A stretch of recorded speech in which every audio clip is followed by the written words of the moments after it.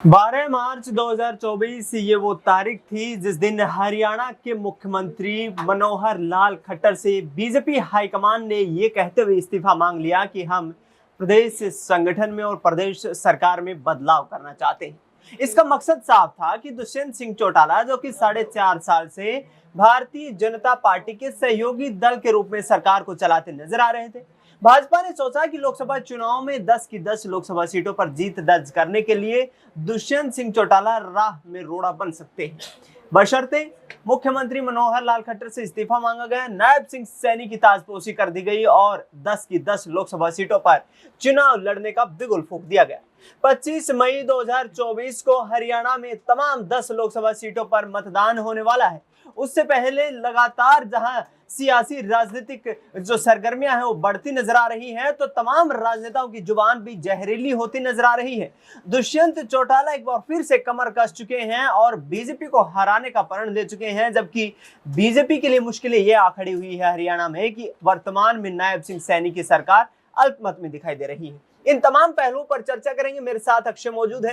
अक्षय, किस तरीके से देखते हैं हरियाणा में नायब सिंह सैनी की सरकार को? देखा जाए 88 सदस्यों की विधानसभा बची है, जबकि नायब सिंह सैनी के पास बहुमत का आंकड़ा नहीं है। किस तरीके से देखते हैं, क्या लोकसभा चुनाव के बाद हरियाणा में सरकार गिरती नजर आएगी? राष्ट्रपति शासन की मांग विपक्ष की तरफ से की जा रही है। देखिए, कई चीजें मुझे दिनेश लगता है इसमें नजर आ रही है। आप देखेंगे अगर कि 7 मई आपने जिक्र किया 12 मार्च की उस तारीख का, उसके बाद मुझे जहन में आती है 7 मई की तारीख, जब 3 निर्दलीय विधायकों ने देर शाम का मुझे लगता है वो वाकया था, जब अपना समर्थन बीजेपी गठबंधन वाली इस हरियाणा विधानसभा से अपना वापस लेते हुए सीधे तौर पर प्रेस कॉन्फ्रेंस कांग्रेस के साथ की थी। कांग्रेस हरियाणा के साथ प्रेस कॉन्फ्रेंस करते हुए इस बात का ऐलान किया था कि अब हम भाजपा के साथ नहीं बल्कि प्रदेश में कांग्रेस का समर्थन करेंगे। अब आपने यहाँ पर जिक्र किया उन 88 सीटों का, वैसे तो यहाँ पर 90 सीटें बैठती है, लेकिन यहाँ पर जब 2 सीटों से ये इस्तीफे दिए जा चुके हैं दिग्गज नेताओं के द्वारा लोकसभा चुनाव लड़ने के लिए, और जब इस्तीफे यहाँ पर विधानसभा से ऐसे वक्त में आए हैं कि जो मुख्य विधानसभा चुनाव है वो 6 महीने के अंदर होना है, तो लिहाजा देखिए वहां पर उपचुनाव की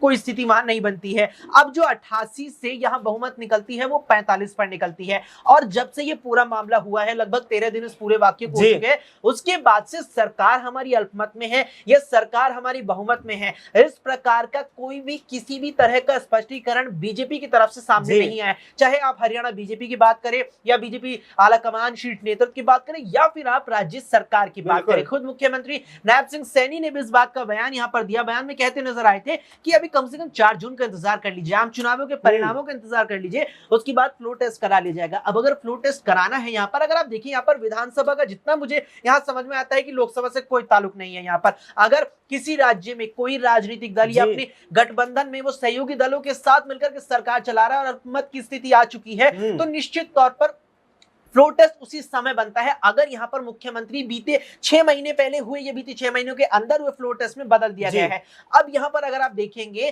तो लोकसभा चुनावों का हवाला जिस प्रकार से बीजेपी सरकार या कहीं नायब सिंह सैनी के द्वारा दिया गया, लोकसभा का कोई भी यहां पर ताल्लुक नजर नहीं आता है। ऐसे में जो रवैया, जो ढुलमुल रवैया बीजेपी के द्वारा देखने को मिल रहा है, जो ढुलमुल रवैया मुझे यहां पर हरियाणा सरकार की तरफ से देखने को मिल रहा है, वो सीधा इस बात की ओर इशारा कर रहा है कि हरियाणा में फिलहाल भारतीय जनता पार्टी गठबंधन की सरकार अल्पमत में है, जिसे वो पुरजोर तरीके से अभी फिलहाल बचाने की कोशिश में जुटी है। अक्षय, जिस तरीके से केंद्र सरकार के द्वारा 3 कृषि कानून बनाए गए, उनका पुरजोर तरीके से विरोध रहा, और अब इस मुद्दे को लोकसभा चुनाव में कांग्रेस पार्टी के द्वारा प्रमुख तौर पर यहाँ पर मुखर होकर उठाया जा रहा है, किस तरीके से देखते हैं? क्या हरियाणा में किसान आंदोलन एक निर्णायक भूमिका में रहेगा कि भारतीय जनता पार्टी जिसने 2019 में 10 की 10 लोकसभा सीटों पर जीत दर्ज करते हुए परचम लहराया था, क्या बीजेपी मुश्किलों में नजर आएगी?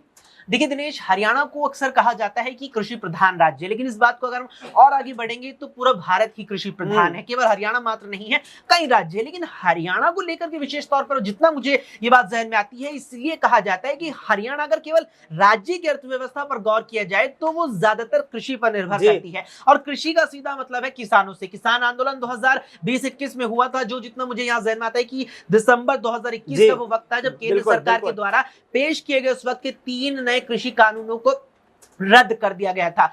अब उन जो कृषि कानून सरकार के द्वारा इस वक्त लाए गए थे, उन कानूनों के विरोध में जो किसान आंदोलन देश की राजधानी दिल्ली में हुआ था, उसकी जो आग यहाँ पर उस वक्त आगे आई थी, बिल्कुल, उसकी बिल्कुल। लपटें अब तक हरियाणा की चपेट में आ रही है। उसकी वजह से हरियाणा अब तक फंसता नजर आ रहा है। केवल वो किसान आंदोलन नहीं, आपने किसानों का जिक्र किया तो इस साल 13 फरवरी की वो तारीख याद आती है जब हरियाणा और पंजाब से यहाँ पर किसानों ने एक बार फिर राष्ट्रीय राजधानी दिल्ली की ओर कूच की थी और उस वक्त उन्हें फिर से रोक दिया गया था केंद्र सरकार के द्वारा भी और खुद हरियाणा सरकार के द्वारा भी। तो कुल मिलाकर के किसानों को लेकर के जो अब तक तमाम चीजें हुई, उसके चलते बीजेपी हरियाणा में बैकफुट पर पूरी तरीके से नजर आ रही है। हाँ, अक्षय, आखिरी सवाल ये रहेगा कि 3 निर्दलीय विधायक कांग्रेस को समर्थन दे देते हैं, जननायक जनता पार्टी के नेता यहाँ पर देवेंद्र बबली कांग्रेस को समर्थन दे देते हैं, यानी कि 4 विधायकों का कांग्रेस को समर्थन दे देना क्या यहाँ पर जो भूपेंद्र सिंह हुड्डा की एक रणनीति है, या फिर अनिल विज, ओम प्रकाश धनखड़, राविंद्रजीत सिंह जैसे तमाम बीजेपी के कद्दावर नेता जो संगठन के फैसले से नाराज नजर आ रहे हैं,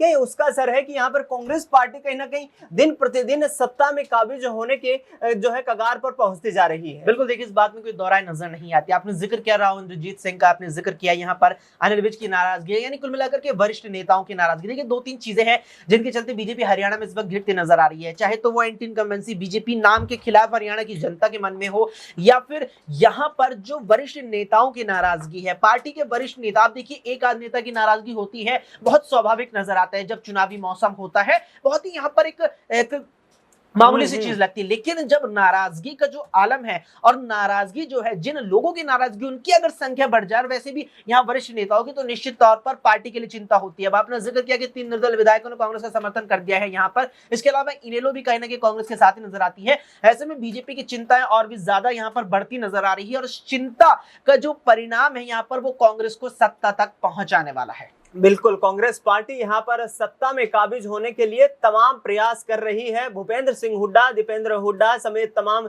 राजनेताओं के द्वारा यहाँ लगातार जो है संगठन को मजबूत करने की कोशिशें की जा रही हैं। दूसरी पार्टियों के तमाम नेता यहाँ कांग्रेस पार्टी में शामिल हो रहे हैं और एक बार हरियाणा में फिर से परिवर्तन की लहर चलाने की बात की जा रही है। अक्षय, छोटा सा सवाल रहेगा, क्या दीपेंद्र सिंह हुड्डा इस बार जीत दर्ज कर पाएंगे? जिस तरीके से रोहतक का किला भेजने में बीजेपी कामयाब हुई थी, क्या इस बार उस एंटी इनकम्बेंसी का फायदा कांग्रेस पार्टी उठा पाएगी? देखिए सारा खेल एंटी इनकम्बेंसी पर निर्भर करता है। दिनेश, आपने जिक्र किया रोहतक का किला बीजेपी ने भेज दिया था, अब क्या उस किले में वापसी से दीपेंद्र सिंह हुड्डा सेंधमारी कर पाएंगे? जो एंटी इनकम्बेंसी रोहतक, और केवल रोहतक नहीं, फिर वही बात आती है कि पूरे हरियाणा में है, उसको किस प्रकार से कांग्रेस भुना पाती है, उसको किस प्रकार से हुड्डा परिवार भुना पाता है? भूपेंद्र सिंह हुड्डा किस प्रकार से उसको आड़े हाथों लेते हैं, दीपेंद्र उसको किस प्रकार से यहाँ आड़े हाथों लेते हुए बीजेपी के खिलाफ इसे एक ब्रह्मास्त्र के तौर पर इस्तेमाल करते हैं। अगर ये करने में कामयाब है तो निश्चित तौर पर बीजेपी को सत्ता से रुखसत होना पड़ सकता है और सत्ता में वापसी कांग्रेस की हो सकती है। बिल्कुल, यहाँ पर कांग्रेस पार्टी की सत्ता में वापसी हो सकती है। लोकसभा चुनाव की शुरुआत से ही हरियाणा में एक नई चुनौती बीजेपी हाईकमान के सामने आकर के खड़ी हो गई है।